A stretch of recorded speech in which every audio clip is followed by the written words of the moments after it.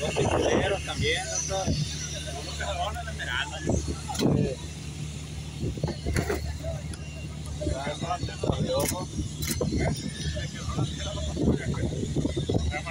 ¿Qué le quebró? Ah.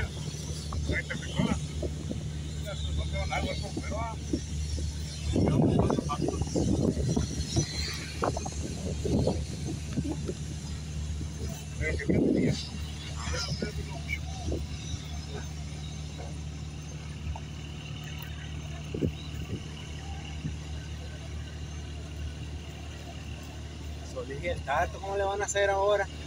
Solís y el Tato.